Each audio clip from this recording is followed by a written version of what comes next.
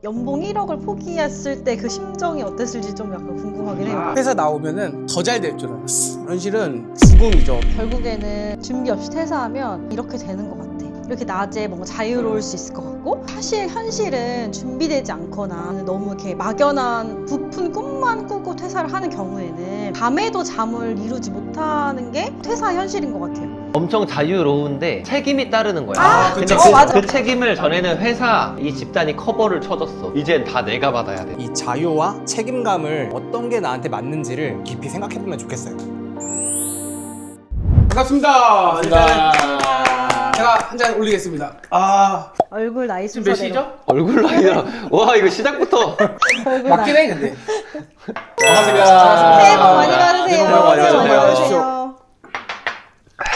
여러분, 오늘의 키워드는 퇴사입니다. 퇴사. 네. 그래서 우리는 다 이제 퇴사를 하고, 그러니까 직장을 다니지 않고 살아가고 있잖아요, 지금. 그래서 1부에서는 왜 퇴사를 했고, 이 퇴사 이후의 삶이 솔직히 어떤지, 2부에서는 퇴사 이후에 어떻게 하면 퇴사를 잘 준비할 수 있는지, 어떻게 하면 퇴사 이후에 잘 살아갈 수 있는지에 대한 팁을 2부에선 전할 겁니다. 네. 자, 그러면 본론부터. 그 좋은 직장을 놔두고 맞아. 왜 퇴사를 했습니까? 병준님 같은 경우에 맞아요. 월급 많이 받을 때 한 500 이상? 봉이 1억 정도였으니까 1억 연봉, 억대 연봉. 그걸 나오는 건 쉽지 않았을 텐데 미친놈이죠. 저 같은 경우에 억대 연봉까지는 아니었고, 저는 연봉 기준으로 한 5천 정도가 됐었는데, 근데 5천이면은 상식적으로 한 400 받아야 되잖아요. 근데 이제 군인들은 떼어가는 게 많으니까 300 정도? 뚜규님은 그럼 왜 퇴사를 결심하게 되셨어요? 저는 방송 쪽 관련한 일을 하고 있었는데 사실 집에 들어가는 시간이 너무 맨날 늦는 거예요. 야근 맨날 있고 일 있으면은 주말에도 나가야 돼요. 그래요? 네. 이 영상 업계가 좀 그런 느낌인데 저희의 출퇴근 이런 게 중요한 게 아니라 클라이언트의 스케줄에 맞춰야 돼요. 네. 그렇다 보니까 저희가 일하는 그런 근무는 그쪽 스케줄에 무조건 맞출 수밖에 없는. 그래서 심지어 어떤 일까지 있었냐면은 10시까지 일을 하고 퇴근을 늦게 했는데 집에 가서도 수정사항이 오면은 수정을 해야 돼요. 그래서 회사 컴퓨터를 원격으로 집에서 접속해서 프로젝트 파일을 켜가지고 수정을 했었어요. 그 원격을 네. 그럼 그때 아셨던 거군요. 원격 근무를 그때부터 배웠었는데 그게 제가 편하고자 했던 게 아니라 회사의 방침으로 회사 컴퓨터에 접속을 해야 됐기 때문에 그런 걸 이제 배웠었던 거죠. 이제 그런 게 너무 힘들더라고요. 원래 그냥 그렇지라고 하면 다닐 수밖에 없을 텐데 저는 그게 의문이었어요. 이게 한 5년 뒤에도 똑같이 이렇게 내가 다니고 있지 않을까? 라는 생각이 드니까 회사를 계속 다니는 게 맞나라는 생각이 들더라고요. 그래서 퇴사를 하게 됐습니다. 그런 적도 있어요. 뭔가 갑자기 내 중요한 일이 있는데 불려간 적? 오, 있을 것 같아요. 파카님은 있죠? 전 진짜 많은 오. 게 군인이 약간 요 느낌이에요. 특히 5분 대기조라는 게 있거든요. 그치.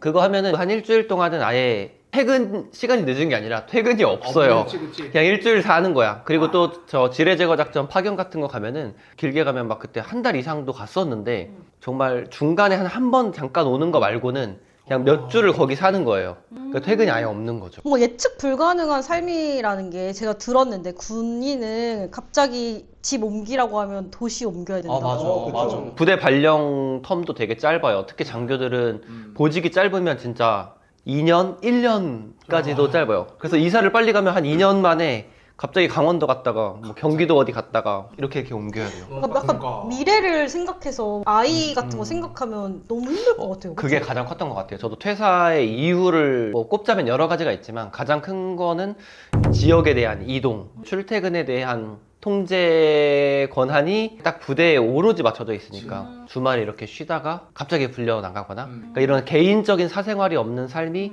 가장 힘들었던 것 중에 하나고 퇴사의 가장 큰 이유 중에 하나였던 것 같아요. 몇 년 하셨죠, 군인은? 거의 8년 했죠. 7년 9개월 정도 와, 했어요. 오래 했네. 저는 250 뭐 이렇게밖에 안 받았으니까 연봉 1억을 포기했을 때 그 심정이 어땠을지 좀 약간 궁금하긴 해요. 회사 나오면은 더 잘 될 줄 알았어. 매운맛이다. 잡벅을 했구나. 네, 왜냐면 내가 회사에서 이만큼 버는데 밖에 나가면 뭐든 팔 수 있지 않을까라는 자신감이 있었는데 가전제품을 팔다가 제가 나와서 처음 한 게 이제 커피 장사를 했었는데 3,000원짜리 파니까 되겠냐고 그게. 가전은 LG였죠? 그쵸. 그치. 가전은 LG. 광고 부탁드리겠습니다. 왜냐면 제가 그래도 1년에 20에서 22억을 팔았어요. 회사 다닐 때. 혼자 매출이 네. 못 팔 때 한 18억? 상위권이었죠, 그럼. 상위권이었죠. 그런데 나와서는 3,000원짜리로 20억씩 어떻게 팔아? 못하지. 그러니까 제가 그때는 돈 공부랑 뭐 사업 공부가 아예 안 돼 있었고 그냥 회사에서 조금 잘한다는 이유로 나가면 당연히 잘 될 줄 알았지. 당연히. 근데 망했어요. 엄청 망한 건 아닌데 회사에서 일하는 것보다 몸을 더 갈아 넣었지만 회사에서 일한 것만큼은 돈을 받진 못했다. 보통 처음 퇴사하면 겪는 것 같아. 무조건 어. 맞아.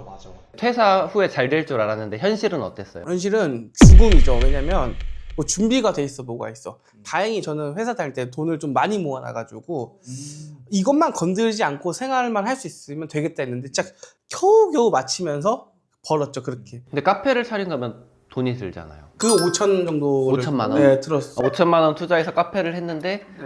그러니까 원래는 더 잘 될 줄 알았는데 그렇죠. 더 잘 될 줄 알았죠. 물론 뭐 투자금 회수도 하고 다 했지만 결론적으로 시간을 많이 허비했다고 해야 되나? 뭐 경험은 쌓였지만. 근데 현실 좀 알려주세요. 현실이요? 왜냐면 네. 영상을 보는 많은 분들도 퇴사 이후에 보통 뭐 생각해요?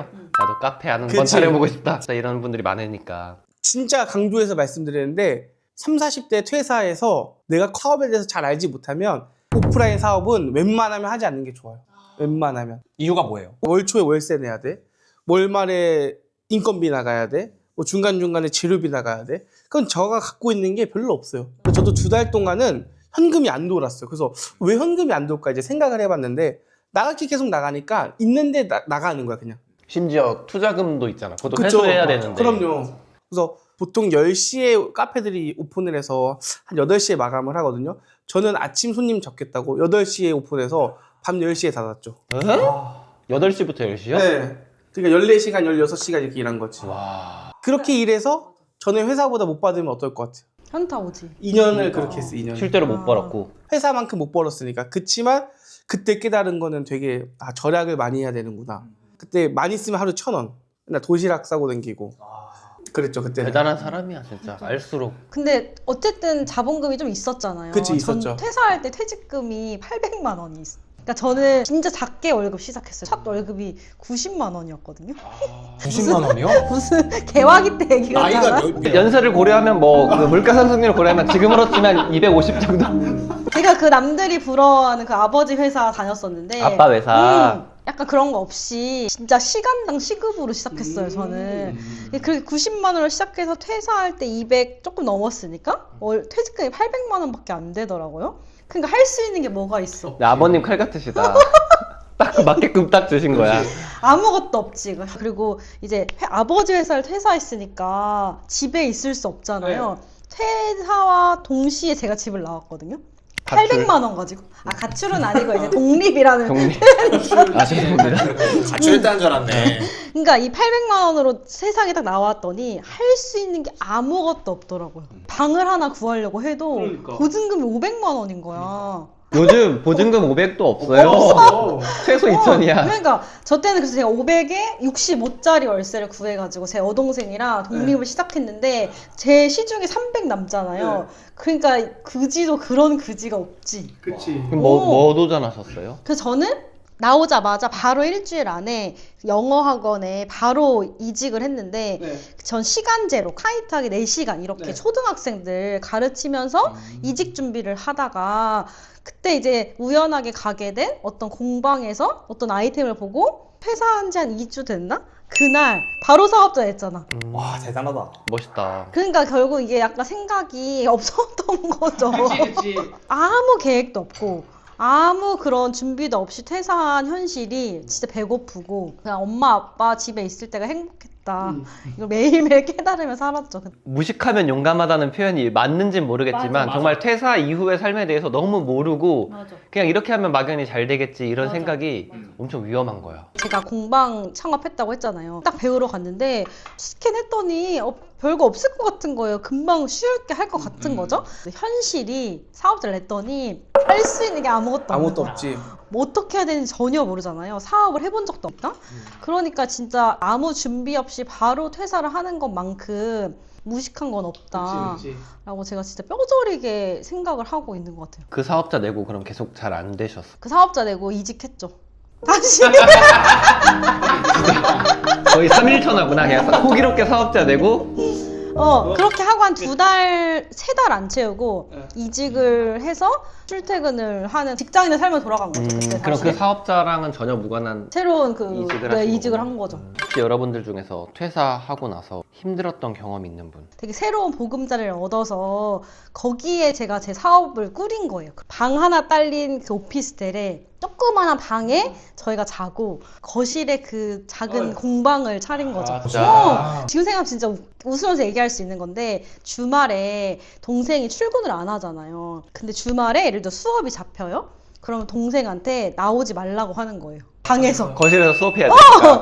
근데 중요한 건 여기가 집인 거를 티나면 사람들이 싫어하니까 나오지 말라고 하는데 동생이 카톡이 옵니다. 언니 나 화장실 가고 싶어. 어떻게? 조금만 기다려. 30분이면 끝나. 막 진짜 이랬던 경험이 엄청 많아서 아직까지 그때 생각하면 저희가 막 진짜 그때 숨죽이고 있었다. 저는 뭐 가벼운 얘기인데 퇴사하고 나서 조금 쉬고 싶었어요. 그래서 한 달 정도 좀 쉬다가 다시 이력서를 넣어서 이제 회사를 들어가야겠다라고 생각을 하고 있다가 쉬려는데 그런 사람들 있을 거예요. 쉬질 못해. 쉬는 게 불편해. 우리 다 그럴 것 같아요. 맞아. 쉬는 게 불편해요. 근데 아내가 쉬라는데 못 쉬겠는 거예요. 그래가지고 마침 주변 집 근처에 닭꼬치집 알바를 구한다길래 꼬치집 알바를 시작했어요. 그래서 닭꼬치를 그 불 위에서 굽는 거였거든요. 네, 주방에서 닭꼬치 막 굽고 손님들 응대하고 막 그랬었던 기억이 나요. 30대 넘어간 상태에서 알바 경험도 이렇게 있죠. 결국에는 준비 없이 퇴사하면 이렇게 되는 것 같아. 쉽지 않아요. 현실이 쉽지 않아. 준비하고 퇴사한 편. 그니까. 제가 유일했던 것 같네요. 그치. 그럼. 그래서 저는 가끔 퇴사한다는 후배나 이제 지인들한테 조언을 해주는 게 나와서 할 생각 하지 말고 준비 다 마치고 나면 그때 선택해라. 왜냐면 세상이 녹록지 않거든. 우리만 해도 여기 세 분 진짜 그 힘든 구간들을 다 견뎌냈잖아요. 근데 저는 조금 반대로 준비하는 동안은 되게 힘든 준비를 했지만 준비를 잘 그래도 해놓으니까 나와서 할 수 있는 것들이 되게 많더라고요. 근데 우리가 이제 이런 힘든 상황도 있었지만 그래도 이겨냈으니까 이 자리에 온 거고 그러네. 그러니까 잘 살아가고 있잖아요. 퇴사 이후에 삶이 솔직히 어떤지. 저는 오프라인 사업을 다 접고 가게 하면서 에어비앤비 했었거든요. 그 두 개를 다 접고 온라인에서 돈을 벌어야겠다고 했을 때 그 요리 계정할 때도 그때까지 힘들었거든요.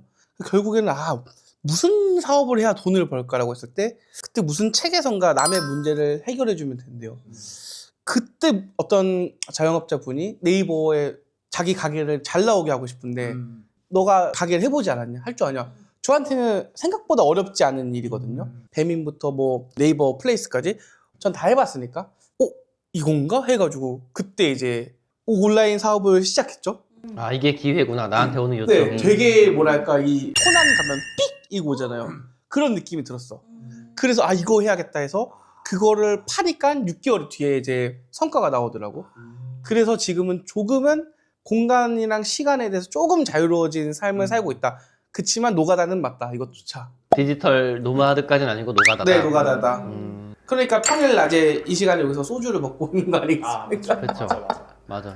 그게 제일 좋은 것 같아요. 약간 뭐 자리 잡았다라는 표현이 건방질 수 있지만 그래도 이제 본인 일을 잘 하고 계신 분들이니까 그걸 한번 이렇게 해내고 나면은 시공간적으로 좀 자유로워지는 게 가장 큰 강점이라고 생각해요. 왜냐면 저는 왜 퇴사했는지 그 이유 중에 하나가 시간적으로, 공간적으로 절대 선택할 수 없는 상황에 있다가 저 이렇게 자유로워지니까 진짜 말씀하신 대로 이렇게 낮에 술도 한잔 하고 있고 이런 게 제일 큰 변화지 않나. 근데 반대로 좀 퇴사를 또 이것만 꿈꾸면서 퇴사하시는 분들이 많잖아요. 이렇게 낮에 뭔가 자유로울 수 있을 것 같고. 근데 사실 현실은 준비되지 않거나 너무 이렇게 막연한 부푼 꿈만 꾸고 퇴사를 하는 경우에는 밤에도 잠을 이루지 못하는 게 퇴사 현실인 것 같아요.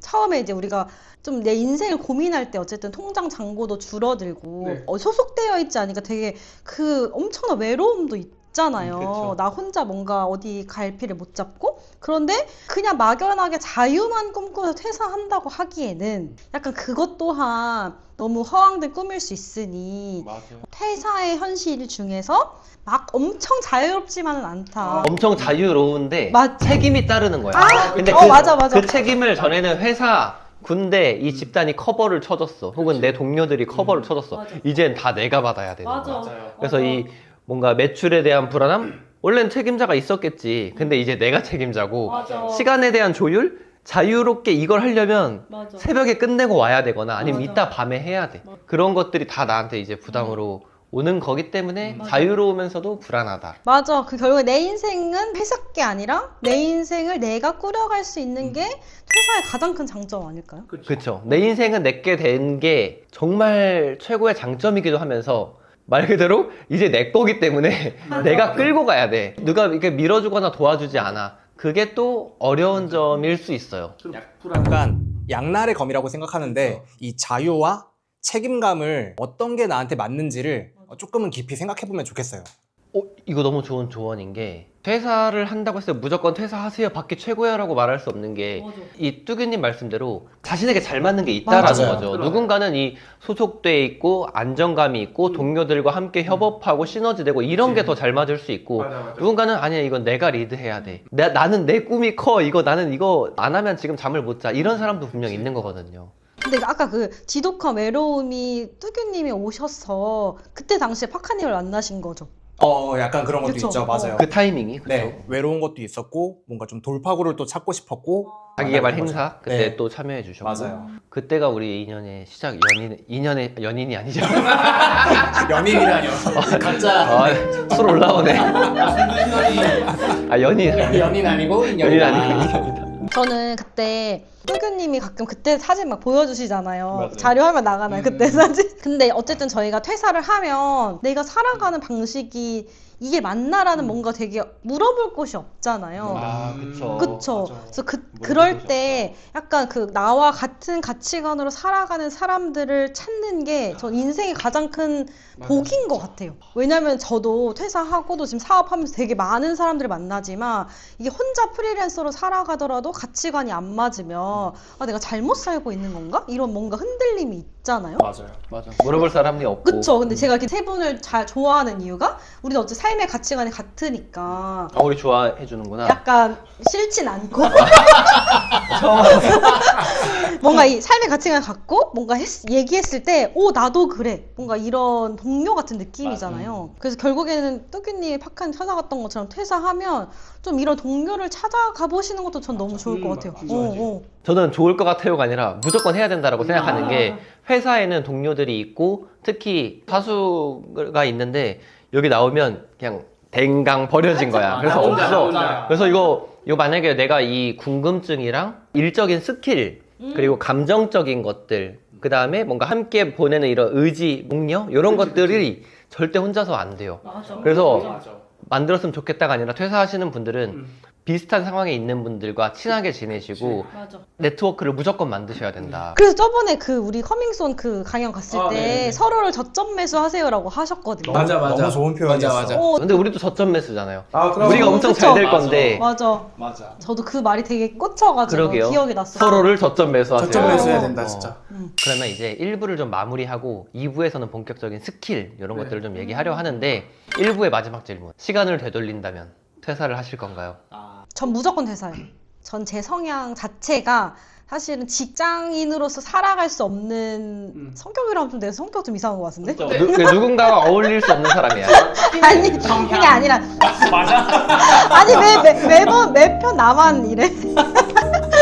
아니 그러니까 저는 유학을 엄청 오랫동안 했잖아요. 9년 정도 해외 혼자 살면서 저는 항상 제가 뭘 먹을까, 내일은 뭐 할까를 매일 혼자 결정하면서 살아왔어요. 그러다 보니까 항상 좀 주도적으로 사는 걸 좀 어렸을 때부터 좀 습관화됐던 것 같아요. 그러다 보니까 제가 뭘 주도적으로 했을 때 가장 성취감이 크고 누가 시켜서 하는 일은 좀 성취감이 좀 덜하더라고요. 그래서 저는 제 성향상 저는 퇴사가 맞지 않았나라고 생각해서 만약 과거로 돌아간다고 해도 무조건 100번, 200번 전 퇴사했을 것 같아요. 뚜기님은요? 저도 퇴사합니다.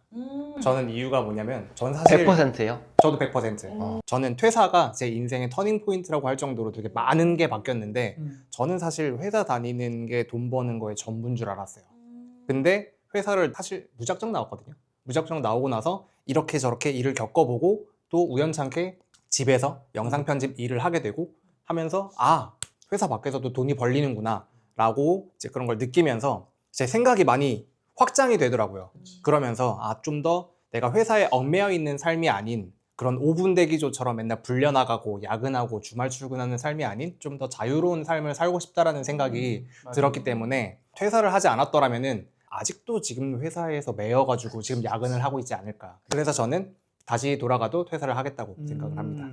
병준님은요? 저는 퇴사는 100%할 건데 나오자마자 오프라인 사업은 안 할 것 같아요. 너무 대역구나. 차라리 뭐 한 1, 2년치 생활비를 따로 빼둔다는 가정하에 SNS나 온라인 쪽에서 돈 버는 거에 대한 시도를 계속해 볼 것 같아요. 맞아, 맞아. 그렇죠. 그걸 미리 이게 알았더라. 그러니까 규모가 다른 거예요. 내가 매장을 열었을 때 하루에 올 수 있는 손님의 수가 그치. 100명, 1000명이라고 하면 온라인은 무제한이거든요. 그렇죠. 그래서 퇴사 하시겠습니까? 저도 한 200%이긴 해요.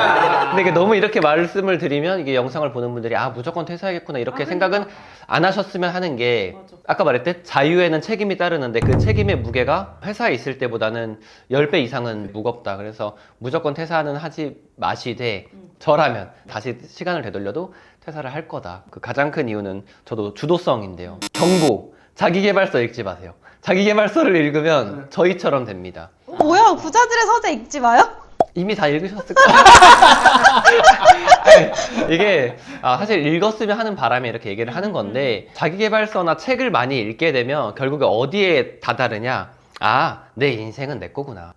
내가 주도적으로 이끌어 가야 되는구나에 도달하게 될 거예요, 언젠가는. 그러면 이제 그때부터는 내가 어딘가에 속해서 일을 하는 것보다는 내가 일을 만들 수 있겠구나. 아니, 내가 회사를 다니는 게 아니라 회사를 차릴 수 있겠구나. 이런 생각이 드실 거란 말이죠. 그래서 뭐 이 영상을 보는 분들도 언젠가 저희와 함께 이렇게 만나지 않을까 싶고요. 그리고 퇴사는 뭐 빨리 해야 된다는 아니에요. 정년 퇴임을 하는 것도 굉장히 좋은 방법이라고 생각해요. 그 이후에도 본인이 일을 할 수 있으니까. 그래서 그 시기에 대해서는 본인이 잘 정하시되 준비는 잘 하고 나오시면 여기 이분들이 겪었던 아까 그런 어려움들을 조금은 회피할 수 있지 않을까. 1부는 이렇게 마무리하고 2부에서는 우리가 퇴사 준비를 어떻게 했는지 좀 구체적인 팁을 좀 전해드리면 영상을 보는 분들이 고생을 덜 하실 좋습니다. 거예요. 맞아요. 그 방법에 대해서 한번 얘기를 해보면 좋을 것 같습니다. 2부에서 뵙겠습니다. 네, 여러분 퇴사하지 마세요. 이거가 우리의 결론이 퇴사하세요. 알아서 잘해보세요.